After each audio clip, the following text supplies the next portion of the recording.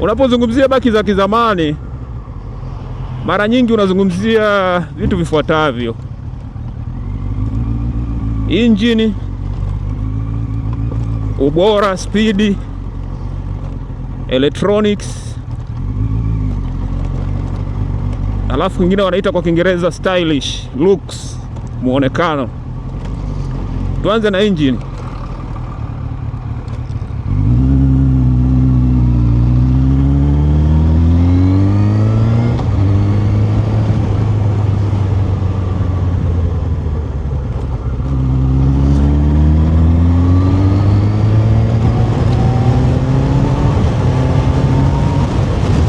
Bike nyingi za kizamani kwenye engine performance unaweza kukuta mostly zinakaribiana tu.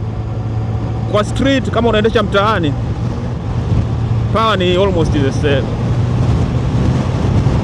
Kwa hiyo japokuwa za kisasa unakuta zina mambo mengi,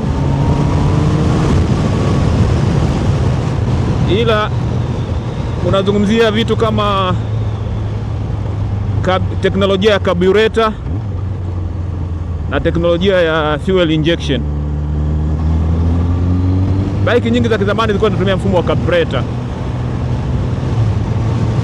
ambaye kwa kifupi mfumo wa kuingiza mafuta kwenye engine ni mechanical. Na mechanical inamaanisha kwamba kuna valves vinafunguka, vinafanya nini. Of course hata zile za kisasa zinafanya hivyo, lakini zinakuwa controlled na control box au ECU.